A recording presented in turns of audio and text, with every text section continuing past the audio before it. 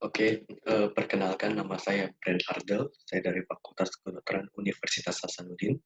Hari ini saya akan menjelaskan mengenai dasar biokimia tubuh manusia dan sistem organisasi dari tubuh manusia. Jadi ketika kita mempelajari tentang biokimia, kita akan mempelajari tiga hal, yaitu bagaimana struktur kimia tersebut, bagaimana metabolisme dari zat tersebut, dan yang tidak kalah penting adalah informasi genetik. Jadi ketika kita mempelajari biokimia pada semua sistem, hanya tiga hal inilah yang menjadi kunci utama. Kita mulai dari unsur penyusun tubuh manusia. Unsur penyusun tubuh manusia dibagi menjadi dua, yaitu unsur struktural dan elemen trace. Unsur struktural adalah unsur yang penting yang dibutuhkan dalam jumlah banyak, yaitu hidrogen, natrium, kalium, kalsium, karbon, nitrogen, oksigen, fosfor, sulfur, dan klor. Sedangkan ada beberapa zat yang kita butuhkan hanya dalam jumlah sedikit, yang kita sebut sebagai elemen trace. Ini terdiri dari Mg, V, Cr, Mn, Mo, W, Mn, Fe, Co, Ni, Cu, Zn, Se, dan iodium. Jadi, kunci dari utama penyusun tubuh manusia adalah zat-zat ini, yaitu zat-zat kimia ini. Kalau kita lihat secara garis besar, unsur penyusun tubuh manusia ada yang kita sebut sebagai elemen makro. Elemen makro inilah yang akan membentuk 99% dari massa tubuh, yaitu terdiri dari 4 unsur, yaitu karbon, hidrogen, oksigen, dan nitrogen.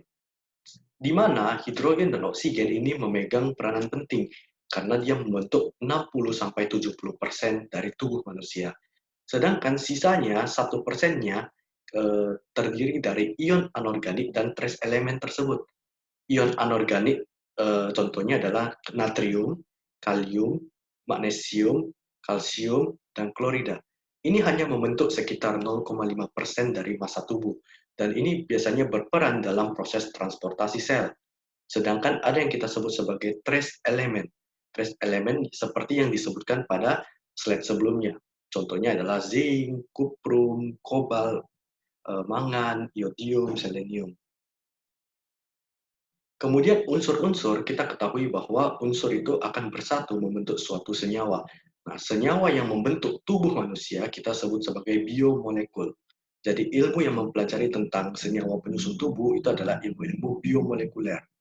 Secara kimiawi, lebih dari setengah berat kering sel adalah karbon, karena kita ketahui bahwa karbon merupakan salah satu unsur utama atau penyusun makro dari tubuh manusia.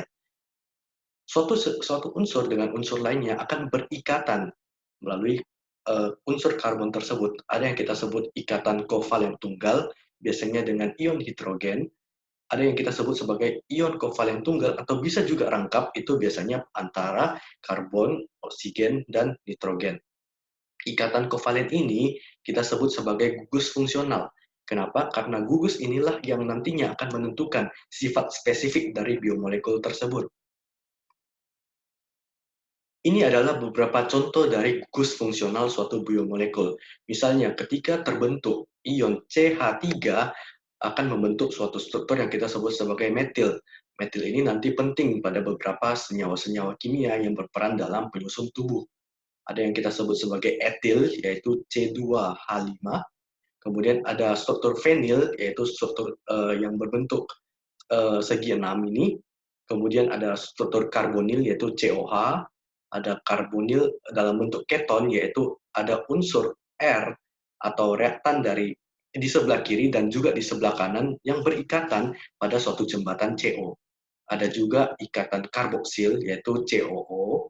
Ada juga hidroksil, yaitu OH. Ini biasanya pada senyawa-senyawa alkohol. Kemudian ada juga enol, yaitu C2OH3. Kemudian ada ether. Ether itu adalah dua reaktan yang berikatan pada satu oksigen. Kemudian ada golongan ester, yaitu COO dengan dua reaktan. Ada asetil. Asetil ini nanti berperan penting juga dalam proses metabolisme tubuh manusia, terutama dalam proses metabolisme karbohidrat, protein, maupun lipid. Kemudian ada juga struktur anhidrit. Anhidrit ini adalah dua struktur asam karboksil yang berikatan pada dua reaktan. Kemudian ada amino. Amino ini adalah NH3 ini merupakan cikal bakal dari suatu protein. Kemudian ada kita sebut sebagai amido. Amido itu sebenarnya mirip dengan amino, cuma ada ikatan CO. Kemudian ada juga imina, yaitu CHN. Kemudian ada yang kita sebut sebagai basas chief. Basas chief ini merupakan salah satu juga struktur pembentuk protein nantinya yang berikatan dengan 3 buah reaktan dengan bagian tengahnya adalah CN. Kemudian ada yang kita sebut guanidinium, ada imidazol, ini nanti untuk pengobatan, untuk obat-obat senyawa kimia. Kemudian ada golongan sulfidril, yaitu reaktan dengan S dan H. Kemudian ada disulfida. Disulfida ini adalah suatu jembatan nantinya untuk biomolekular, terutama untuk antibodi atau imunoglobulin. Kemudian ada golongan tioester, yaitu 2 buah reaktan dengan gugus COS. Kemudian ada gugus fosforil, yaitu PO2 dengan OH. Kemudian ada struktur fosfoanhidrida, yaitu sekitar 2 buah struktur PO3. Kemudian ada juga anhidrida yang merupakan gabungan antara beberapa struktur, misalnya asam karboksilat dengan asam fosforat, atau biasanya kita sebut sebagai asil fosfat. Jadi reagen-reagen ini akan menentukan, atau gugus fungsional ini yang nanti akan menentukan sifat dari biomolekul, dan sifatnya biasanya sangat spesifik. Ikatan dan interaksi kimia dalam struktur biologi atau biomolekular ini paling banyak dan paling kuat oleh ikatan kovalen. Ada juga yang lemah. Yang lemah ini sebenarnya yang bertanggung jawab untuk membentuk arsitektur dari penyusun struktur biologi yang kita sebut interaksi non-kovalen. Jadi perbedaan antara ikatan kovalen dan ikatan non-kovalen adalah struktur-struktur sel yang membutuhkan fungsi yang harus menyatu dengan kuat itu diikat oleh ikatan kovalen. Sedangkan yang membentuk suatu struktur pada sel, misalnya membran sel atau membran plasma, itu diikat oleh interaksi non-kovalen. Ada yang kita bisa lihat interaksi non-kovalen itu biasanya kebanyakan adalah ikatan antar ion. Ada yang ikatan charge-charge itu antara ion positif dan ion negatif. Namun pada struktur biomolekular kita akan lebih banyak membahas tentang ikatan hidrogen. Ikatan hidrogen ini yang nantinya penting dalam proses metabolisme dalam tubuh manusia. Jadi ikatan hidrogen merupakan interaksi non-kovalen paling penting pada sistem biologi. Jadi semua struktur dari biomolekul ini ditentukan oleh ikatan hidrogen. Jadi ikatan hidrogen itu adalah ikatan yang terjadi antara satu atom dengan satu atom lainnya, yang nantinya jika atom tersebut mempunyai banyak ion, dia akan mendonorkan kepada atom lainnya atau ion lainnya, sedangkan ion yang mempunyai sedikit ion akan menerima atau sebagai aseptor. Jadi fungsi dari hidrogen ini penting dalam proses donor dan aseptor suatu biomolekular. Ini adalah beberapa contoh dari ikatan kovalen yang kita bisa lihat pada struktur tubuh manusia, terutama misalnya ikatan OHO atau yang biasanya membentuk H2O, itu akan membentuk air. Sedangkan ada beberapa banyak sekali ikatan-ikatan hidrogen yang nantinya kita akan bahas satu persatu pada pelajaran-pelajaran biokimia berikutnya. Ini adalah contoh dari beberapa ikatan hidrogen, misalnya ada CH4, ada NH3. NH3 ini yang membentuk protein nanti. Kemudian ada air, ada asam sulfida. H2S ini juga penting nanti dalam proses pembentukan imunoglobulin. Jadi masing-masing juga mempunyai titik buku dan titik leleh yang berbeda-beda. Kemudian kita akan membahas tentang air, ikatan hidrogen yang paling penting pada struktur manusia. Ya, air ini bersifat sebagai buffer dan bersifat juga sebagai pelarut. Nanti kita akan bahas apa itu buffer. Kalau kita lihat dari interaksi dengan air, biomolekul itu kita bagi menjadi 3, yaitu ada yang kita sebut sebagai molekul hidrofilik. Filik artinya suka, hidro artinya air. Jadi molekul hidrofilik adalah molekul yang suka dengan air. Molekul yang suka dengan air contohnya adalah protein, karbohidrat, dan asam nukleat. Sedangkan ada yang kita sebut sebagai molekul hidrofobik. Fobik artinya takut, sedangkan hidro artinya air. Jadi molekul hidrofobik adalah molekul yang takut air. Ini biasanya kita temukan pada struktur-struktur biomolekular hidrokarbon. Sedangkan ada yang kita sebut molekul amfipatik. Molekul amfipatik adalah molekul yang bisa berubah, bisa menjadi hidrofilik ataupun hidrofobik. Ini contohnya adalah lipid atau lemak. Gambarannya adalah misalnya ketika kalian memasukkan minyak ke dalam air, maka minyak itu akan takut dengan air, jadi tidak terlarut. Namun ada suatu kondisi di mana air dan lipid itu bisa bersatu, misalnya dengan emulsifikasi. Itu makanya kenapa lipid itu bisa berperan sebagai hidrofilik, bisa juga berperan sebagai hidrofobik. Kemudian kita akan mempelajari tentang cairan tubuh.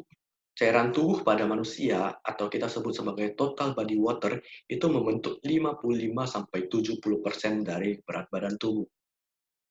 Body water atau cairan tubuh terbagi menjadi dua kompartemen, yaitu kompartemen intraseluler dan kompartemen ekstraseluler. Kompartemen intraseluler artinya kompartemen atau air yang terdapat di dalam sel. Ini akan membentuk 2/3 dari total body water, sekitar 40% dari berat badan tubuh.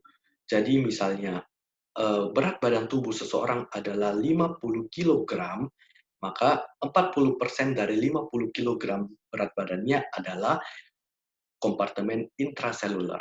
Sedangkan komponen berikutnya adalah kompartemen ekstraseluler, berarti air yang terdapat di luar dari sel.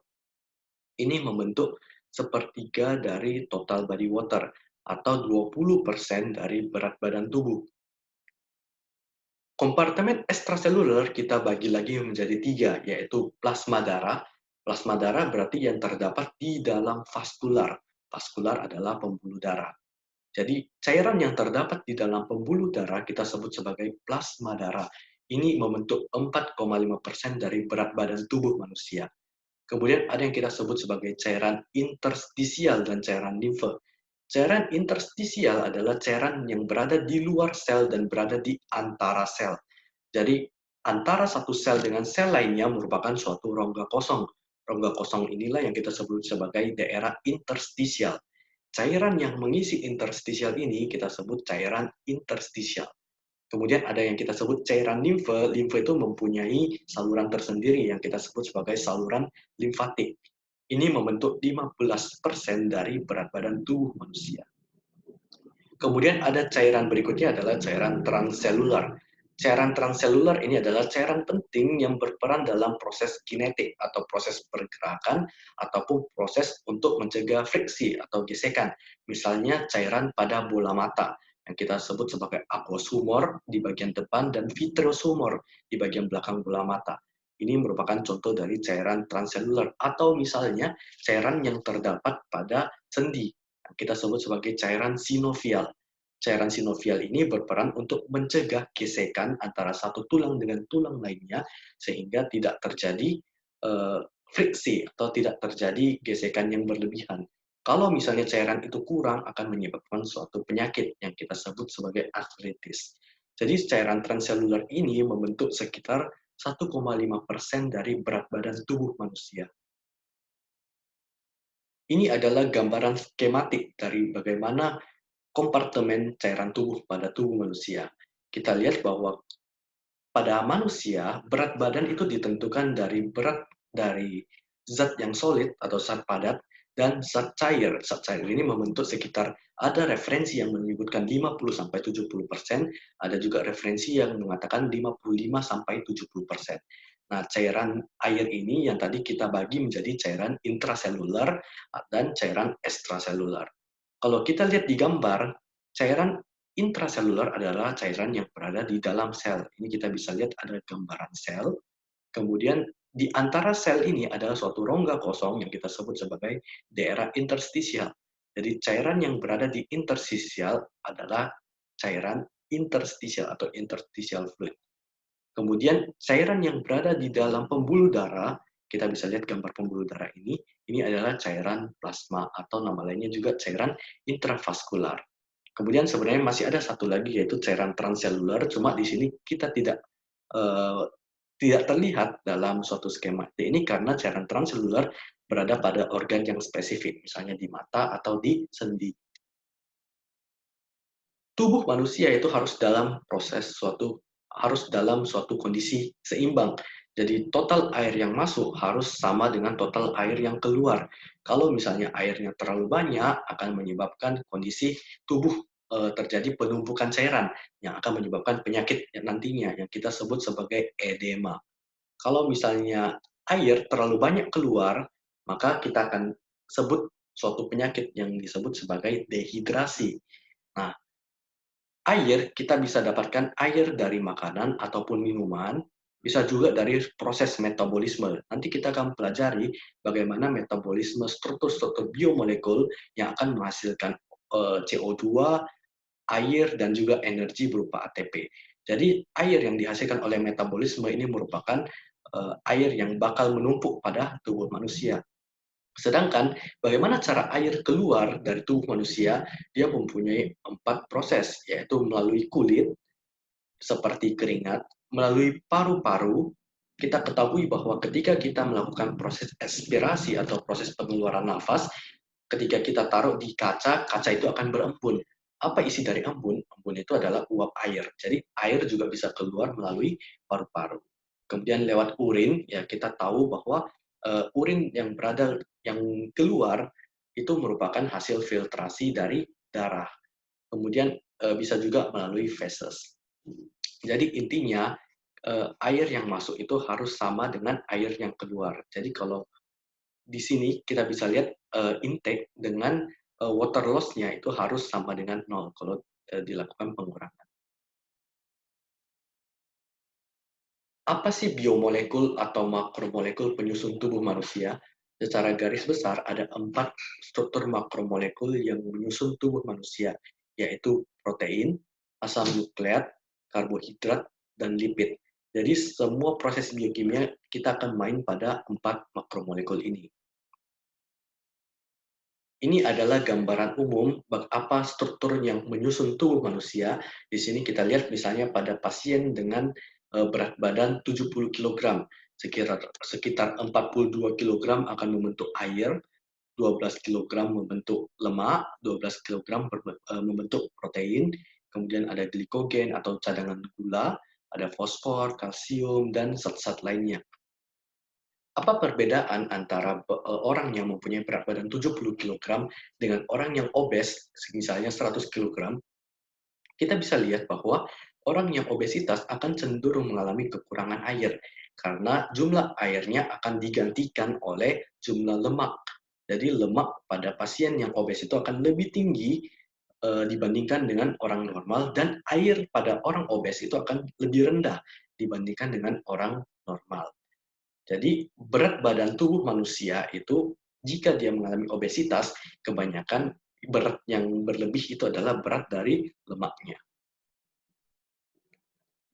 Nah, kemudian kita akan bahas protein.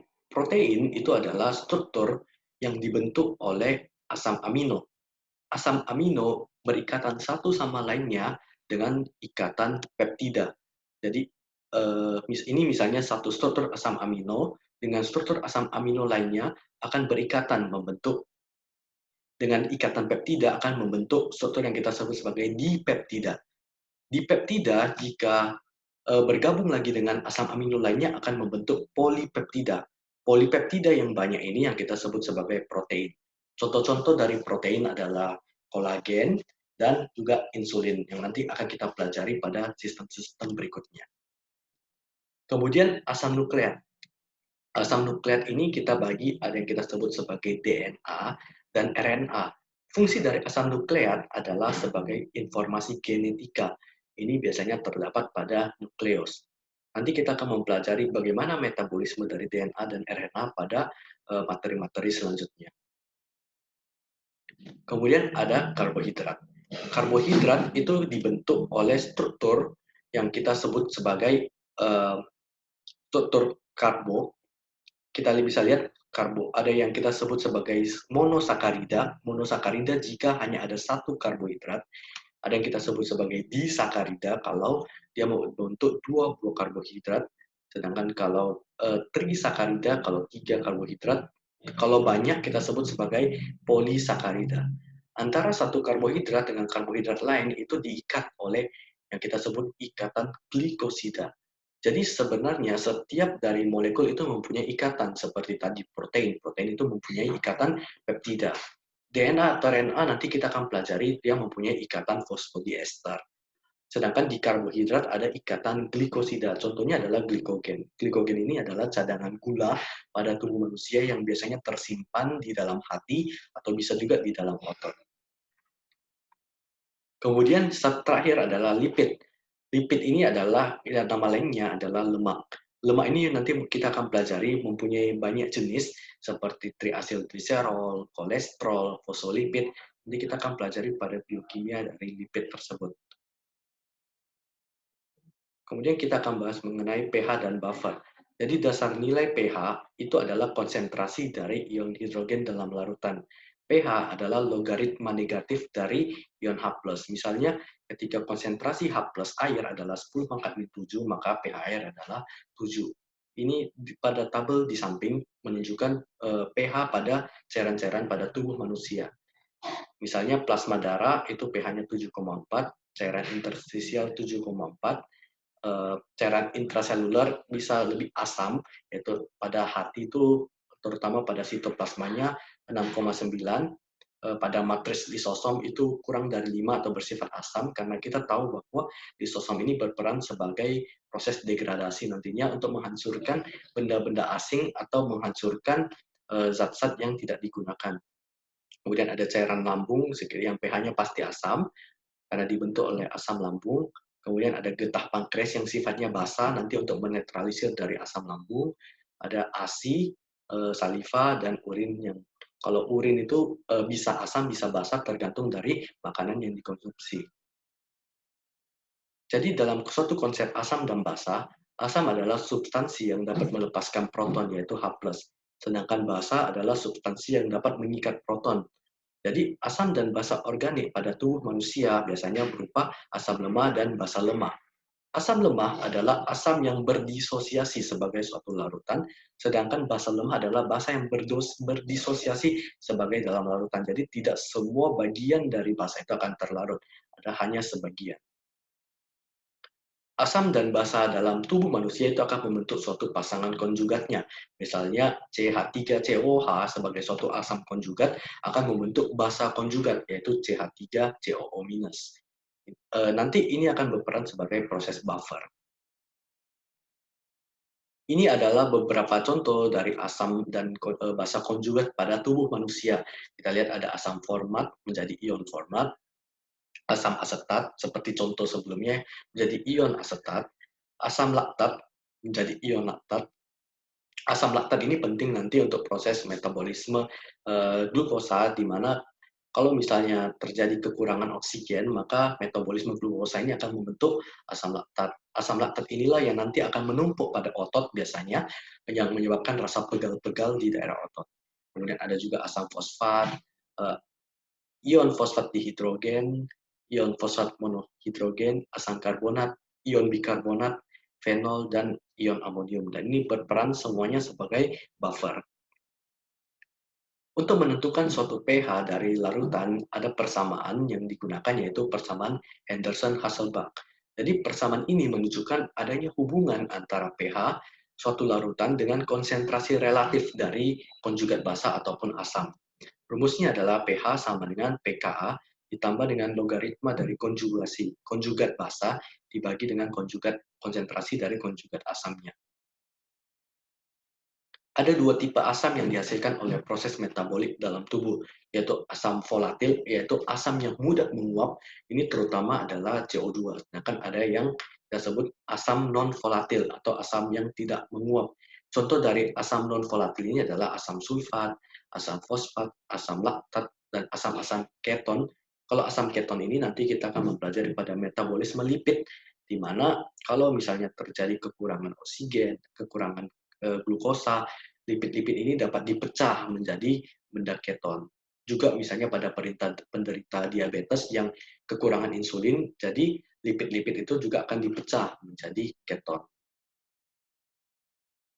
Jadi CO2 dapat dianggap sebagai asam karena kemampuannya untuk bereaksi dengan air membentuk asam karbonat, yaitu H2CO3.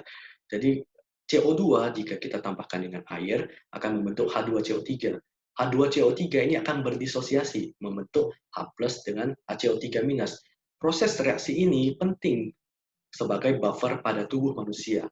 Jadi buffer utama dalam tubuh manusia adalah dari reaksi ini, di mana CO2 dihasilkan dari proses pernafasan, sedangkan HCO3 nantinya akan dihasilkan dari suatu proses filtrasi di ginjal. Kemudian buffer. Apa fungsi dari buffer? Buffer atau penyangga adalah suatu substansi kimia yang berfungsi untuk mengurangi perubahan pH. Jadi normalnya pH tubuh manusia, terutama pH darah, adalah 7,35 sampai 7,45. Ketika mengalami keadaan di mana pH terlalu tinggi atau pH terlalu rendah, tubuh akan berkompensasi, tubuh pasti akan mengalami kelainan. Jadi untuk mencegah kelainan tersebut, maka dibutuhkan penyangga atau buffer untuk mengurangi perubahan dari pH tersebut. Buffer ini biasanya terdiri dari campuran asam lemah dengan garam basahnya, atau bisa juga sebaliknya, antara basa lemah dan garam asamnya. Ini adalah contoh bagaimana kompensasi tubuh. Jadi, misalnya makanan yang mengandung protein, protein ini akan nanti dipecah oleh asam lambung membentuk suatu ion H+, atau misalnya kita makan grup tiol, itu akan menghasilkan H2SO4, di mana H plusnya ini nanti akan dipakai. Kemudian misalnya kita konsumsi lemak, akan menghasilkan benda keton, di mana benda keton ini nanti akan dimetabolisme membentuk H+, kemudian glukosa juga bisa membentuk H+. H plus inilah yang nantinya akan berperan dalam proses persamaan sebelumnya, yaitu CO2 tambah H2O menjadi HCO3 ditambah dengan H+. Jadi, misalnya ketika terjadi peningkatan dari kadar H+, maka tubuh akan berkompensasi dengan meningkatkan kadar CO2. Dan reaksi ini bersifat timbal balik, jadi bisa terjadi sebaliknya. Jadi ini adalah contoh beberapa buffer pada tubuh manusia. Jadi buffer pada tubuh manusia 75% dilakukan oleh persamaan yang tadi, yaitu CO2 ditambah H2O menjadi H2CO3, kemudian menjadi H plus dan HCO3.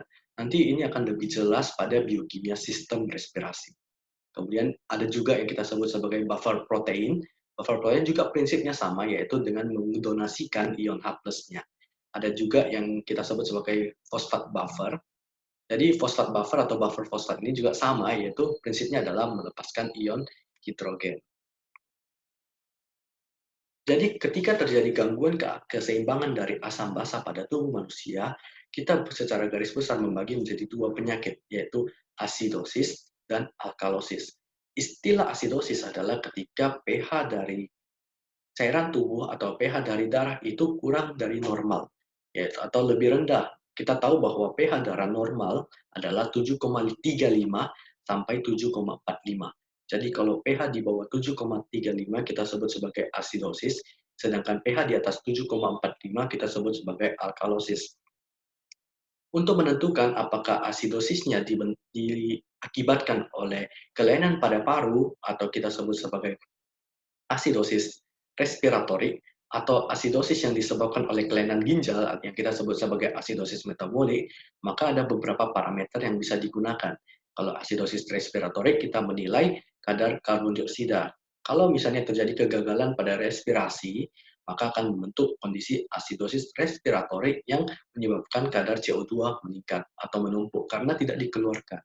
Sedangkan asidosis metabolik itu akan membentuk HCO3 yang menurun. Nanti ini kita akan pelajari lebih lanjut pada sistem respirasi. Jadi contoh soal, jadi misalnya ada soal seperti ini, hitunglah pH darah jika diketahui HCO3 24 milimolar, CO2 1,2 milimolar, pKa 6,1. Kita tahu bahwa reaksinya adalah CO2 tambah H2O menjadi H2CO3, kemudian dapat berubah menjadi H plus tambah HCO3 minus. Ini adalah persamaan buffer. Jadi yang di sini yang kita nilai adalah berapakah pH darah, apakah pH darah ini normal atau tidak. Jadi untuk menentukan pH darah, kita menggunakan persamaan Henderson-Hasselbalch yang tadi, di mana pH sama dengan pKa ditambah dengan logaritma dari asam konjugat dibagi dengan basanya. Misalnya jadi di sini pKa diketahui 6,1, sedangkan kadar HCO3-nya 24, kadar CO2-nya atau kadar asamnya adalah 1,2, jadi kita dapatkan pH 7,4. Jadi pH-nya ini normal. Kenapa? Karena berada pada range antara 7,35 sampai 7,45. Kemudian kita akan bahas mengenai organisasi tubuh manusia. Jadi struktur-struktur biomolekular ini atau atom-atom ini sebenarnya nanti juga beberapa akan membentuk struktur molekular atau struktur kimia dari tubuh manusia. Jadi kita ambil contoh di sini adalah organ jantung. Jadi misalnya atom-atom ini akan membentuk suatu kompleks protein, kemudian kompleks protein ini akan membentuk protein filamen.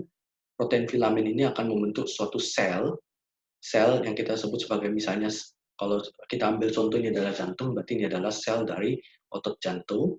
Jadi atom, kompleks protein, dan protein filamen ini adalah level kimiawi atau level molekuler. Sedangkan di sini kita lihat ada sel. Untuk sel ini nanti akan dipelajari pada histologi. Ilmu yang mempelajari tentang sel kita sebut sebagai sitologi. Kemudian kumpulan dari sel itu akan membentuk suatu jaringan. Jadi di sini terbentuk jaringan dari otot jantung. Kemudian jaringan-jaringan ini akan berkumpul menjadi suatu organ. Misalnya di sini karena ini adalah sel otot jantung, maka organ yang terbentuk adalah organ dari jantung. Organ ini akan menyusun suatu sistem organ. Nah, misalnya jantung. Jantung itu akan membentuk sistem kardiovaskular. Struktur kardiovaskular ini nanti penting untuk proses penyaluran nutrisi dan penyaluran darah ke paru dan juga ke seluruh tubuh. Kemudian suatu kesatuan inilah yang kita sebut sebagai organisme. Jadi jika didapatkan ada kelainan pada salah satu organ atau dalam salah satu sistem organ atau dalam level jaringan atau hingga level dari biomolekular, itulah yang akan menyebabkan kelainan pada tubuh manusia dan target pengobatannya adalah pada target tersebut. Misalnya kalau ada kelainan pada jantung, pada struktur organnya yang kita terapi adalah struktur dari organnya. Kalau misalnya contoh pasien dengan hipertensi, hipertensi itu mengalami kelainan pada terutama di daerah jantung dan juga vaskular. Jadi obat yang kita berikan itu nanti akan berperan dalam proses perubahan untuk mengobati di daerah vaskular dan di daerah jantung secara sistemik. Sekian dan terima kasih.